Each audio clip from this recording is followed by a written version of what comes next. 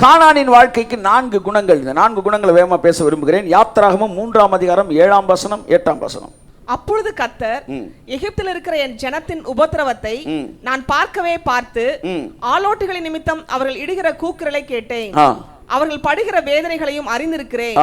அவர்களை எகிப்தியரின் கைக்கு விடுதலையாக்கவும் அவர்களை அந்த தேசத்திலிருந்து நீக்கி கானானியரும் எகிப்தியரும் ஏத்தியரும் எமோரியரும் பெர்சியரும் ஏவியரும் எபூசியரும் இருக்கிற இடமாகிய 7 ஜாதிகள் அவர்கள் இன்றைக்கு ஆண்டு அனுபவித்துக் கொண்டிருக்கிற இடமாகிய பாலும் தேனும் ஓடுகிற நலமும் விசாலமுமான தேசத்தில் உன்னை கொண்டு போய் சேர்க்கவும் நான் இறங்கினேன். ஆமென். மதம் உன்னை ஏறி வர சொல்லுகிறது, ஆனால் தேவனோ நான் இறங்கி வருகிறேன் என்று சொல்கிறார். அதுதான் கிறிஸ்டியானிட்டி, அதுதான் கிறிஸ்டியன்டம், அதுதான் கிறிஸ்டியன் லைஃப். நீங்கள் ஏறி வருவதல்ல கிறிஸ்துவ வாழ்க்கை, அவர் இறங்கி வருகிறார். இந்த இடத்துல பேசுகிறது கர்த்தராகிய இயேசு கிறிஸ்து, தூதனானவர். இறங்கினார் என்னாலே இயேசுதான், ஏற்கனவே நான் பேசியிருக்கிறேன். என்னால் இறங்கினவரே எல்லாவற்றையும் நிரப்பத்தக்கதா ஏறினார். இங்க இறங்கினேன்னா இயேசுதான். அப்ப தேவன் யாரு? உங்க கடவுள் யார் சார்? சொல்லுங்க சார். ஏறிவான்னு சொல்றவர் இல்ல, நான் இறங்கி வரேன்டா. He stooped down to make me great. அவர் என்னதான் அப்பா ராணுவ வீரரா இருந்தாலும் தாம் பிள்ளைய தூக்குறதுக்கு வந்து கஞ்சி போட்ட மாதிரி அனுப்பான். தாம் பிள்ளைய தூக்கும் போது குனிஞ்சுதான் தூக்குற. அப்படியே எங்க அப்பா என்ன தூக்குறாரு. நன்றாய் புரிந்து கொள்ளுங்கள். நான் இறங்கினேன். கிரேஸ், கிரைஸ்ட், இது எல்லாம் எதை சொல்றான்? தேவன் இறங்கி வருகிறார். அதை புரிஞ்சுக்கங்க தயவு செய்து. ஏறி வர வேண்டும் என்று நீங்கள் விரும்பினால் ஒன்றில் தான் ஏறி வர வேண்டும். உங்கள் சிந்தனையில், நீங்கள் யோசிப்பதில் நீங்கள் மேலே ஏறி வர வேண்டும். நல்லா சிந்திக்கணும், அவ்வளவுதான். மற்றபடி செயல்களில் ஏறி வருவதல்ல. ஆனா இன்னைக்கு எல்லா எழுப்புதல் பிரசங்க என்ன பண்ணிக்கிட்டு இருக்காங்கன்னா, இதை செய் அதை செய், இன்னும் கொஞ்சம் ஏறி வா, இன்னும் கொஞ்சம் ஏறி வா. முடியல சாரு, ஏறி வா. கடைசி வரை ஏறி போகாமலே செத்து போனவர்கள் இருக்கிறார்கள். ஆனால் வேதம் சொல்லுது நான் இறங்கி வந்தேன். எதுக்கு? உன்னை எங்க கொண்டு போகணுமோ அங்க நான் கூட்டு போறேன்டா. அதனால சீனாய் மலையில் அவர் வந்து கூட்டு போறாராம். உன்னை கொண்டு போய் சேர்ப்பேன்ட்டார், நீ பேசாம வர்றான்றார். அதெல்லாம் நல்லா பாருங்களேன். சீனாய் மலையில தேவன் மோசத்தை மேலே ஏறி வாங்குவார். ஆனா மறுரூப மலையில அவர் சீசர்களை கூட்டிட்டு போவார். இதுதான் கிறிஸ்டியன் லைஃப். அவர் நம்மளை தூக்கிட்டு போவார் அடுத்த லெவல்ல. அங்க யாரும் கூட்டு போக மாட்டாங்க. நீ தான் வரணும். ஐயா வரேன், தனியா வரக்கூடாது. கட்டளைகளை ஆமா கல்லை தூக்கிட்டு வரணும். ஓ ராபா லாஷிகா ராபா. ஏற்கனவே ஏகப்பட்ட கட்டளைகள் இருக்கு. 2 வெயிட்டோடு நீ ஏறணும். ஆனா புதிய ஏற்பாட்டில் வெயிட் அவர் சுமந்து ஏறிட்டு அவர் இறங்கி வர்றாரு. ஸோ அது அந்த கானான் தேசத்தை தான் பார்க்குறோம். கானான் தேசத்தில் என்ன சொல்ற வாசிங்க, திரும்ப அந்த வசந்த வாசிமா, நான் உங்களுக்கு புரியுற மாதிரி டிரான்ஸ்லேட் பண்ணிச்சா. அவர்களை எகிப்தியரின் கைக்கு விடுதலையாக்கவும், பாவத்திலிருந்து உங்களை நான் விடுதலையாக்கவும், பற்றாக்குறை தேசத்திலிருந்து உங்களை விடுதலையாக்கவும், வறுமையின் தேசத்தில் உங்களை விடுதலையாக்கவும், தரித்திரத்திலிருந்து உங்களை விடுதலையாக்கவும், இயேசு சொல்ற தரித்திரத்தை விடுதலையாக்கவும், அவர்களை அந்த தேசத்திலிருந்து நீக்கி, உங்களை அந்த தேசத்திலிருந்து நீக்கி, கானானியரும் அம்பானியும் ஏத்தியரும் அதானியும் எமோரியரும், அது சொல்லு வர்த்தி சொல்லிட்டு வாப்பா, பில்கேட்ஸும், இவர்கள் எல்லோரும் அம்பானி அதானி டாடா பிர்லா பில்கேட்ஸு வந்து வேர்ல்டு வைடாக இருக்கிற ஒரு மிகப்பெரிய ஆட்கள். இவர்கள் எல்லோரும் ஆண்டு அனுபவித்து கொண்டு இருக்கிற இந்த பாலும் தேனும் ஓடுகிற நலமும் விசாலமும் ஆன தேசத்தில் அவர்களை துரத்திவிட்டு அந்த இடத்தில் உன்னையும் என்னையும் அமர வைப்பதற்கு, சும்மா ஒன்ன கொண்டு போய் அங்க உட்கார வைக்கிறேன்னு சொல்ல, அங்க இருக்கிறவன சொல்றாரு. இப்ப எவன் அனுபவிச்சுக்கிட்டு இருக்கிறான், அவனை இருக்க மாட்டான். பரிசுத்த ஆவி வரும்போது வனாந்திரம் வயல்வெளி ஆகும், வறண்ட நிலம் நீரூற்றாகும், வயல்வெளி காடாக எண்ணப்படும். அப்படின்னா என்ன அர்த்தம்? இதுவரைக்கும் செழிப்பா இருந்தவன்லாம் பாவம் கொஞ்சம் என்ன ஒரு 10 பில்லியன் வச்சிருக்கிறாரு, ஏழையா இருக்காரு. செழிப்பா இருக்கிறவன்லாம் வறண்ட நிலம் என்று எண்ணப்படக்கூடிய அளவிற்கு தேவன் உண்மை என்ன ஆசீர்வதிப்பார். ஆனால் ஒரு கூட்ட ஜனங்கள் இன்னைக்கு இருந்தாங்க. யாருன்னா கானானுக்கு இதெல்லாம் பேசும்போது அப்படின்னு தலையை சொரிஞ்சிட்டு அசட்டை பண்ணாங்களாம் அந்த தேசத்தை. கர்த்தர் சொன்னார், விட்டுறவனை விட்டுரு. என் தேசத்தை அசட்டை செய்தார்கள், அடுத்து என் தேசத்தை விசுவாசியாமல் போனபடினால் அவர்கள் அந்த வாழ்க்கையை காண மாட்டார்கள். ஆனா என் தாசனாய யோசுவாவும் காலேபும் அவர்கள் விசுவாசித்தபடினால் அவர்கள் அந்த தேசத்தில் பிரவேசிக்கும்படி நான் செய்வேன். 7.5 லட்சத்துல 2 ஓட்டு தான், 2 விக்கெட் தான் வந்து என்ன செய்யுது அந்த வாழ்க்கைக்குள்ள போகுது. ஏன்னா இது நம்புச்சு, குழந்தை மாதிரி நம்புச்சு அந்த இடத்துக்கு நம்மளை கொண்டு போடுறான்னு. உங்களை எத்தனை பேர் நம்புறீங்க? அல்லேலூயா சொல்லுங்க. ஆமென். பழைய ஏற்பாட்டில் 12ல் 10 போச்சு, 2 தான் பாஸ் ஆச்சு. ஆனால் புதிய ஏற்பாட்டு சீசர்கள் 12ல் 1 தான் ஃபெயிலு, 11 பாஸ் ஆயிடுச்சு. நீங்க பாஸ் ஆயிருங்க இயேசு நாமத்தில். அல்லேலூயா. சரி அன்புக்குரியவர்களே, இப்ப இந்த கானான் தேசத்துக்குள்ள போறதுக்கு இந்த கட்டளைகளை எல்லாம் நீ கை கொள்ள வேண்டும் தேவன் சொல்லவே இல்லை. நல்லா புரிஞ்சுக்காங்க. அவர் சொன்னாரு, அந்த தேசத்தை உனக்கு நான் ஃப்ரீயா தான் தரப்போறேன், உள்ள போன பிறகு நீ கை கொள்றதுக்கு தான் கட்டளை கொடுத்தேன்றாரு. நல்லா தெரிஞ்சுக்காங்க. இன்னைக்கு நிறைய பேர் என்ன சொல்றாங்க, பரலோகத்துக்கு போறதுக்கு இதெல்லாம் நீ செஞ்சாதான் உள்ள போக முடியும். இல்ல, பரலோகம் என்பது வாக்குத்தத்தம் பண்ணப்பட்ட தேசம். சார் உங்களுக்கு ஒரு கார் வாங்கி தரேன் நான் சொல்லியிருக்கிறேன், அதுக்கு பேர் என்ன சார்? வாக்குத்தத்தம். அடுத்த நாள் வரீங்க,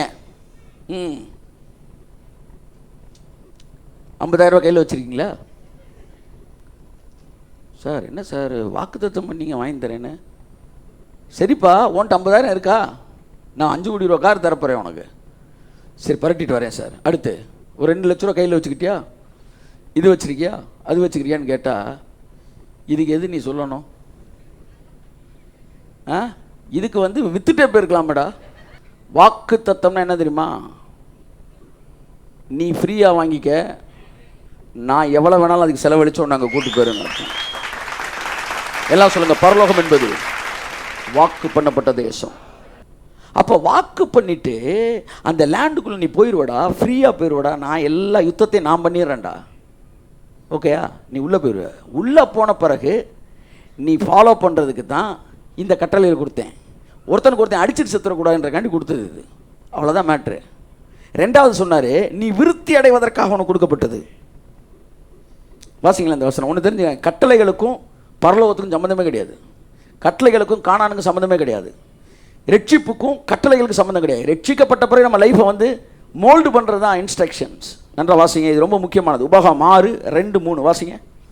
காணிக்க கொடுக்குறோம், அது கொடுக்குறோம், சில டிசிப்ளின்ஸ்லாம் கை கொள்கிறோம்னா உள்ள நுழையிறதுக்கு இல்லை, உள்ள நுழைஞ்ச பிறகு வாசிங்க. அதை நீங்கள் சுதந்திரிக்க போகிற தேசத்திலே கை கொள்வதற்காக, பார்த்தீங்களா, சுதந்திரிப்பதற்காக நீங்கள் கை கொள்ள வேண்டியதுன்னு சொல்லல, சுதந்திரித்த பின் கை கொள்ள வேண்டியது. கையத்தட்டு. அவர் தெளிவாக தான் இருக்கிறாரு. நீங்க நிறைய பேர் பரலோகத்துக்கு போறதுக்கு இதெல்லாம் செய்யன்றாங்க, அவர் அப்படி சொல்லவே இல்லையே. இந்த இடத்துல கானானுக்கு போறதுக்கு நீ இதை செய்யணும்னு சொல்லல, சுதந்திரித்த பிறகு வாசிங்க. நீங்கள் சுதந்திரிக்க போகிற தேசத்திலே கை கொள்வதற்காக உங்களுக்கு போதிக்க வேண்டும் என்று உங்கள் தேவனாகிய கர்த்தர் கற்பித்த கற்பனைகளும் கட்டளைகளும் நியாயங்களும் இவைகளே. அடுத்த வசனம்.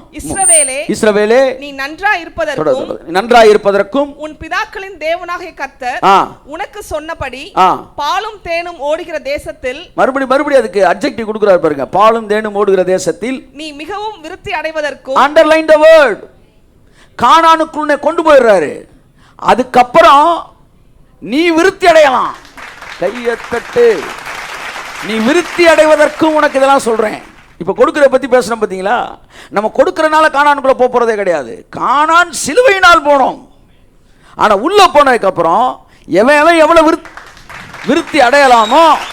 கையத்தட்டு. ஸோ விருத்தி அடைவது என்பது எக்ஸ்பேன்ஷன் உங்க கையில கொடுத்துட்டார் தேவன். நீ எவ்வளோ புத்திசாலியாக இருக்கிற பொழைச்சிக்கான்ட்டார். சரி, இப்போ திரும்ப வருவோம்.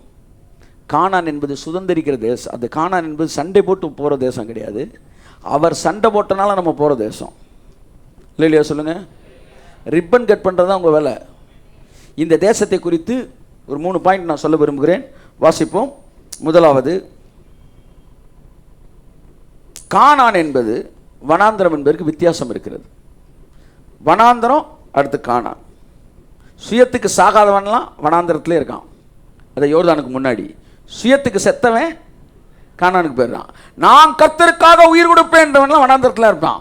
நான் அல்ல கிறிஸ்துவே, அவன்லாம் கானானுக்கு வந்துடுறான். ஸோ 2 வாழ்க்கை. சரியா? இந்த வனாந்திர வாழ்க்கை என்பது யுத்தத்தின் வாழ்க்கை. நான் ஜெயிப்பேன்னு சொல்ற வரைக்கும் உனக்கு யுத்தம் இருந்துகிட்டே இருக்கும். நீ ஃபெயில் ஆகிட்டே இருப்ப, அட்டம்ப்ட் போட்டுக்கிட்டே இருப்ப, யுத்தம் நடந்துக்கிட்டே இருக்கும். 50 வருஷமா பேசிட்டு இருக்காங்க சார். பேசினவராச்சும் ஜெயிச்சாரா? அவரும் பாவம் அதே தோல்வி தொடர்ந்து போரிட்டுக்கிட்டே தான் இருக்கிறாரு. ஸோ வனாந்திரம் யுத்தம், யுத்தத்தில் வெற்றி. ஆனால் யுத்தத்தில் வெற்றி, யுத்தம் நடந்துக்கிட்டே இருக்கும். அதுதான் என்ன வாழ்க்கை? வனாந்திர வாழ்க்கை. யாத்திராகம் 17:16 வாசிப்போம். அமலேக்கின் கை கர்த்தருடைய சிங்காசனத்துக்கு விரோதமாய் இருந்தபடியால் தலைமுறை தலைமுறை தோறும் அவனுக்கு விரோதமாய் கர்த்தரின் யுத்தம் நடக்கும் என்றார். கர்த்தரின் யுத்தம் நடக்கும். வனாந்திரம் என்பது யுத்தம் நடக்கிற இடம். ஆனா கானான் என்பது, யோசுவா வாசிப்போம் 21:43-44 கானான் தேசம் வாசிப்போம். இந்த பிரகாரமாக கர்த்தர் இஸ்ரவேலுக்கு கொடுப்பேன் என்று அவர்களுடைய பிதாக்களுக்கு ஆணையிட்ட தேசத்தை எல்லாம் கொடுத்தார். அவர்கள் அவைகளை சுதந்தரித்துக் கொண்டு அவைகளிலே குடியிருந்தார்கள். கர்த்தர் அவர்களுடைய பிதாக்களுக்கு ஆணையிட்டபடியெல்லாம் அவர்களை சுற்றிலும் யுத்தமே இல்லாமல் இளைப்பாற பண்ணினார். கையத்தட்டு. இளைப்பாற பண்ணினார். எல்லாம் சொல்லுங்க. யுத்தம் இல்லாமல் சொல்லுங்க. இளைப்பாற பண்ணினார். எங்கள் வாழ்க்கை யுத்தங்கள் தினந்தோறும் நடக்கிற வனாந்திர வாழ்க்கை அல்ல, யுத்தமே இல்லாத கானான் வாழ்க்கை. இளைப்பாற பண்ணினார். இந்த வார்த்தையை கேட்டோன்னு ஒரு வசனம் உங்களுக்கு ஞாபகம் வருமே. வருத்தப்பட்டு பாரம் சுமக்கிறவர்களே, நீங்கள் எல்லாரும் என்னிடத்தில் வாருங்கள். பாரம் என்பது உலக கவலை அல்ல. இயேசு சொன்னது பாரம் என்பது என்ன? சில அதிகாரத்துக்கு கழிச்சு பார்த்தீங்கன்னா அவர் சொல்லுவார், பரிசேரே சதுசேரே, மனுஷர்கள் செய்ய முடியாத கட்டளைகளை சுமையாக கட்டி ஜனங்கள் மீது பாரமாய் வைக்கிறீர்கள். அப்ப பாரம் என்பது என்ன? கட்டளைகள். அடுத்து இயேசு சொல்றாரு, வருத்தப்பட்டு இந்த கட்டளைகள் என்கிற பாரத்தை சுமக்கிறவர்களே, நீங்கள் எல்லாரும் என்னிடத்தில் வாருங்கள், நான் உங்களுக்கு இளைப்பாறுதல் தருவேன். இங்கு கானான் சொல்லுது, அவர் இளைப்பாற பண்ணினார். ஓ, கானானுக்குள் நுழைந்தால் இளைப்பாறுதல், கிறிஸ்துவுக்குள் நுழைந்தால் இளைப்பாறுதல். இளைப்பாறுதல் வாழ்க்கை எதுவோ அதுவே கானானின் வாழ்க்கை. கிறிஸ்துவுக்குள் நீங்கள் இருப்பீர்கள் என்றால் உங்களுக்கு யுத்தம் இல்லை. இளைப்பாறுதல் வனாந்திர வாழ்க்கை அல்ல, கானான் வாழ்க்கை. தாவீதின் வாழ்க்கை வனாந்திர வாழ்க்கை. அவன் யுத்தம் பண்ணிக்கிட்டே இருந்தான். அதனால என்ன கட்டல? ஆலயத்தை கட்டல, கட்ட முடியல. ஆனா சாலமன் சொன்னா, என் தகப்பனாகிய தாவீதோ தேவனுக்கு ஒரு ஆலயத்தை கட்டணும்னு ஆசைப்பட்டான். ஆனா யுத்தம் நடந்துகிட்டே இருந்துச்சு. எங்க அப்பா ஸ்கூலுக்கு போகணும்னு விரும்பினாரு, போறவல்ல சண்டை போட்டுக்கிட்டே இருந்து கடைசியில் ஸ்கூலுக்கு போல. ஆனா என் நாட்களில் தேவன் இளைப்பாறுதலை கொடுத்தார். அதனால நான் கர்த்தருக்கு ஒரு ஆலயத்தை கட்டுவேன்றான். என்னைக்கு இளைப்பாறுதல் வருதோ அன்னைக்கு தான் கர்த்தருக்கு நீ பெரிய காரியங்களை சாதிப்பாய். உன் வாழ்க்கையில மிகப்பெரிய காரியங்கள் நடக்கும். எப்ப பார்த்தாலும் சண்டை போடுறது சண்டை கோழியாவே தெரியக்கூடாது. எல்லாம் கர்த்தர் முடிச்சிட்டாரு. அங்கே தாவீது முடிச்சார், இங்கே தாவீதின் குமாரன் முடித்தார்.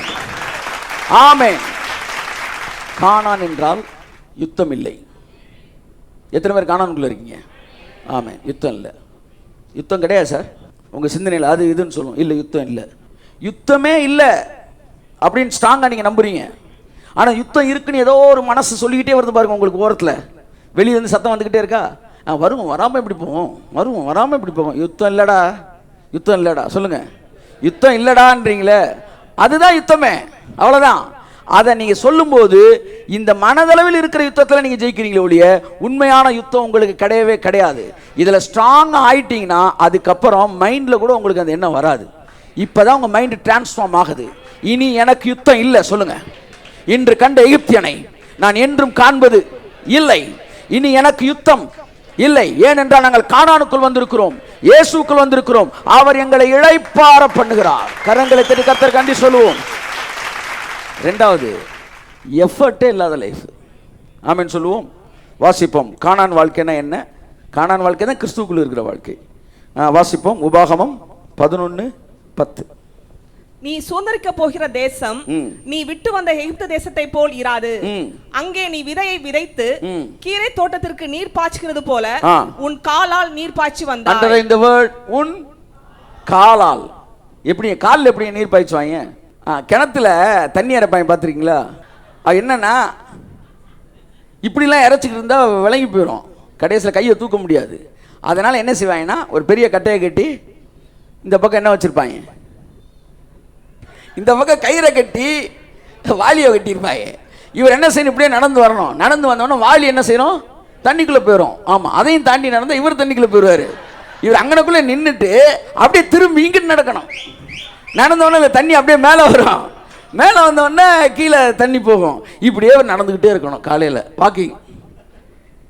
அப்போ அப்படி காலால் தான் 1 acre, 2 acre, 5 acre, 10 acre, 15 acre, 20 acre, 50 acre, 100 acre, தை சீஸ்லாம் அப்படியே 6 நாள் மாதிரி ஆகி போயிடும். காலில் தான் தண்ணி பாய்ச்சணும். எல்லாம் சொல்லுங்க, காலால் தண்ணி பாய்ச்சினால் அது எகிப்து வாழ்க்கை. ஆனால் தண்ணி பாய்ச்சணும்னு சொல்லி காலையில் இந்த விவசாயி எந்திரிச்சு இப்படி பார்க்குறான். அப்படியே நைட்டு மழை பெஞ்சு 500 ஏக்கரும் கர்த்தர் தண்ணி பாய்ச்சிட்டார். அச்சா, என்ன சந்தோஷம் ஒரு விவசாயிக்கு. என் வேலையெல்லாம் இன்னைக்கு இல்லடா, எல்லாம் வானம் மழையை கொடுத்து கர்த்தரைத்தான் சொல்றாரு.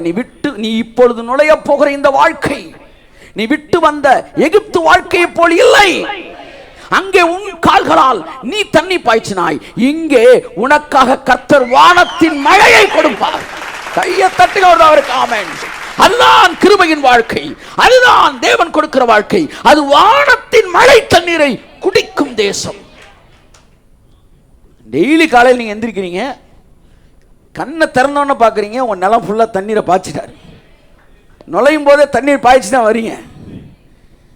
5 மணிக்கு எந்திரிச்சு காபா காபா காபா நல்லது, ஆனால் தண்ணீர் பாய்ச்சினவருக்காக காபா கொடுங்க. ஆமா, தண்ணி பாய்ச்சறதுக்கு ஆமா அந்நிய பாஷை தேவன் செஞ்சு முடிச்சதுக்கு பண்ணுங்க. 5 மணிக்கு எந்திரிங்க, 4 மணிக்கு கூட எந்திரிங்க. யார் வேணான்றது, தண்ணி இறைக்கிறதுக்கு எந்திரிக்காதீங்க, மழையை கொடுத்தவருக்காக எந்திரிங்க. ஆண்டவரே எவ்வளவு நல்லவர். அடுத்து வாசிமா, வானத்தின் தண்ணீரை குடிக்கும் தேசம். இதுதான் கிறிஸ்டியன் லைஃப், எஃபர்ட்லெஸ் லைஃப். சீக்கிரம். அது உன் தேவனாகிய கர்த்தர் விசாரிக்கிற தேசம், அவரே விசாரிக்கிற தேசம். அடுத்து வருஷத்தின் துவக்கம் முதல், பாத்தீங்களா, ஜனவரியில இருந்து வருஷத்தின் முடிவு மட்டும் டிசம்பர் வரைக்கும் எப்பொழுதும் உன் தேவனாகிய கர்த்தரின் கண்கள் அதன் மேல் வைக்கப்பட்டிருக்கும். 365 நாட்களும் ஆசீர்வாதத்தின் நாட்களே, கிருபையின் நாட்கள். வாழ்க்கை என்பது போராட்டமே என்கிற வார்த்தை இங்கே அடிபடுகிறது. ஆமென். பிரயாணத்தில் மேடு உண்டு என்கிற வார்த்தை இங்கு அடிபடுகிறது. பள்ளம் உண்டு என்கிற வார்த்தை அடிபடுகிறது. மாற்றி பண்ணணும், பிரயாணத்தில் மேன்மை உண்டு வெற்றியும் உண்டு, அப்படி பண்ணணும். என் அன்புக்குரியவர்களே, கர்த்தருடைய கண்கள் 365 நாள் ஆசீர்வாதம் தான். எத்தனை பேர் நம்புறீங்க? உள்ளுக்குள்ள ஆழமா உங்க மைண்ட் டிரான்ஸ்ஃபார்ம் ஆகணும். ஆயிடுச்சுன்னா இந்த பூமியில் நீங்கள் பரலோகத்தை அனுபவிக்கணும். உங்கள் வழியில் வியாதி வராது, உங்களுக்கு வியாதி வராது, இல்லை உங்கள் வழியிலே வராது. ஆமாம், அசட்டை பண்ணினால் அதை காணுவதில்லை, ஆனால் அதை விசுவாசிக்கிறவர்கள் அந்த தேசத்தில் பிரவேசிக்கிறார்கள். ஆமென் சொல்லுவோம். ஸோ இதுதான் என்ன வாழ்க்கை? கானான் வாழ்க்கை. வாசிங்க 12 வாசிமா. அது உன் தேவனாகிய கர்த்தர் விசாரிக்கிற தேசம், வருஷத்தின் துவக்கம் முதல் வருஷத்தின் முடிவு மட்டும் கர்த்தரே மழை பெய்ய வைப்பாராம். 10ஆம் வசனத்துல இருந்து. அப்படின்னா என்ன அர்த்தம்? மழை எப்பவுமே டைமுக்கு தான் பெய்யணும், ரொம்ப முக்கியம் இல்லையா? அதான் பைபிள் சொல்லி ஏற்ற காலத்தில் மழையை தருவேன். அப்போ புதிய ஏற்பாட்டில் ஒரு சம்பவம் நடக்கலை, நீங்கள் விரும்புகிற ஒரு சம்பவம் ஒன்றும் டிலே ஆகுதுன்னு என்ன அர்த்தம்? புதிய ஏற்பாட்டில் ஆசீர்வாதம் மழை, தண்ணி மோந்து ஊற்றுறது இல்லை. தண்ணி மோந்து ஊற்றுறது எப்போ வேணாலும் நீ ஊற்றிக்கலாம், ஆனால் மழை எப்போ தேவையோ அப்போ அவர் கொடுப்பாரு. அதனால தான் பாருங்கள், நிறைய நிறைய ஜபம்ன்றவனுக்கு சுயம் நிறையா இருக்கும். ஏன்னா அவன் நினைக்கிறதெல்லாம் சாதிப்பான். மதியம் 3 மணி போய் தண்ணி பாய்ச்சிக்கிட்டு இருப்பான். என்னன்னா அவனுக்கு இப்போவே நடக்கணும். ஆனால் கிருபையில் இருக்கிறவன் அவர் தருவாரியா? சொல்லுங்க, அவர் தருவாரியா? நல்லா சத்தமா பாவம். அவர் தருவார். எப்போ தருவார்? ஒரு விவசாயிக்கு மழை எப்போ வரணுமோ அப்போ தான் வரணும். அப்படித்தான் வாழ்க்கையிலே அதினதின் காலத்தில் நேர்த்தியாய் செய்வார். உன் வேலையெல்லாம் just wait for the right time. Amen. அடுத்த அந்த தேசத்தை பற்றி பைபிள் என்ன சொல்லுது? என்னாகமம் 14:7 வாசிப்போம். 14:7. இஸ்ரவேல் புத்திரரின் சமத்த சபையையும் நோக்கி, நாங்கள் போய் சுற்றி பார்த்து சோதித்த தேசம் மகா நல்ல தேசம். மகா நல்ல தேசம். மகா கோலா, மகா பார்த்துருக்கீங்களா?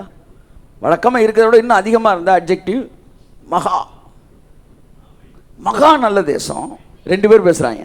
அடுத்து கர்த்தர் நம்மேல் பிரியமா இருந்தால், பிரியத்தை பற்றி பேசுகிறேன், கடவுளோட அன்பு பேசுகிறேன். அன்பா இருக்காருல்லப்பா. அந்த தேசத்திலே நம்மை கொண்டு போய் பாலும் தேனும் ஓடுகிற அந்த தேசத்தை நமக்கு கொடுப்பார். கர்த்தருக்கு விரோதமாக மாத்திரம் கலகம் பண்ணாதிருங்கள். பாத்தீங்களா? கலகம்னா என்ன தெரியுமா? கஷ்டம் பேசினா பாருங்க. 50 பேர் கலகம் பண்ணிக்கிட்டு இருக்காங்க.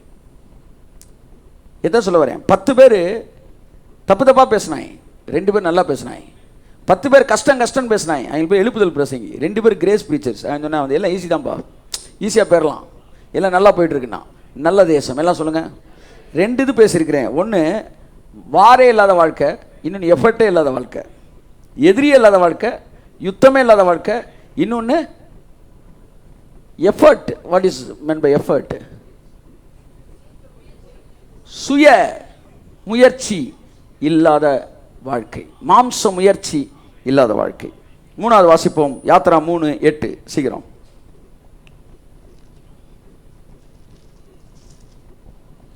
அவர்களை எகிப்தியரின் கைக்கு விடுதலையாக்கவும், அவர்களை அந்த தேசத்திலிருந்து நீக்கி கானானியரும், ஏத்தியரும், எமோரியரும், பெரிஷியரும், ஏவியரும், எபூசியரும் இருக்கிற இடமாகிய பாலும் தேனும் ஓடுகிற, எல்லாம் சொல்லுங்க.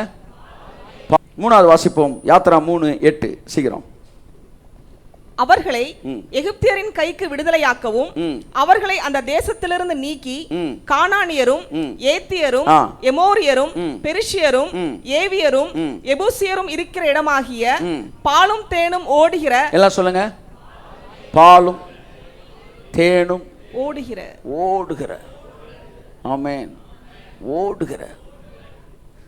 அபண்டன்ஸ் இல்ல, சூப்பர் அபண்டன்ஸ். பாலாறு தேனாறு. ஆமென். பாலும் தேனும் ஓடுகிற ஒரு வாழ்க்கை தேவன் உங்களுக்கு எனக்கு வச்சிருக்கிறார். அதுதான் கானான் வாழ்க்கை. ஆமென் சொல்லுவோம். இன்று கண்ட எகிப்தியன் என்றும் காண்பதில்லை. ஏன்னா இப்போ நான் அவனை பாலும் தேனும் ஓடுகிற ஒரு தேசத்துக்கு ஒன்று கூட்டிகிட்டு போகிறேன். ஆமென் சொல்லுவோம். அப்போ அது எது? எமோரியர் அனுபவிக்கும் அந்த தேசம். எதிரிகள் இன்னைக்கு அனுபவிச்சுக்கிட்டு இருக்கிறான். அந்த இடத்துக்கு நான் அவனை கொண்டு போகிறேன் என்று சொல்லி தான் இவங்களை கூட்டிகிட்டு வர்றார். முதல் கட்ட பிரயாணம் வனாந்திரம், 2வது கட்ட பிரயாணம் கானான். ஆனால் கானானுக்கு நேராக போகிறது தான் தேவனுடைய திட்டம். ஆனால் அவருடைய மனநிலை கானான் அக்செப்ட் பண்ணக்கூடிய அளவுக்கு இல்லை. ஆனால் தேவன் என்ன விரும்பினாராம்? என் பிள்ளைகள் யுத்தமே பண்ணக்கூடாதுன்னு விரும்பினாராம். அதான் யாத்ரா 13:17 சொல்லு பாருங்க. அவருடைய ஃபாதர்ஸ் ஹார்ட். இதோட முடிச்சிடறேன். 13:17. பார்வோன் ஜனங்களை போக விட்ட பின், இங்க இருங்க. பார்வோன் ஜனங்களை போக விட்ட பின் ஜனங்கள் யுத்தத்தை கண்டால் மனம் மடிந்து எகிப்துக்கு திரும்புவார்களே என்று சொல்லி பெலிஸ்தியர் தேசம் வழியாய் போவது சமீபமானாலும், ஷார்ட்கட்டா இருந்தாலும், என் பிள்ளைய யுத்தமே செய்யக்கூடாது, என் பிள்ளை யுத்தத்தை கண்டு மனம் மடிவாயிரும். நான் தகப்பனியா கையை தட்டி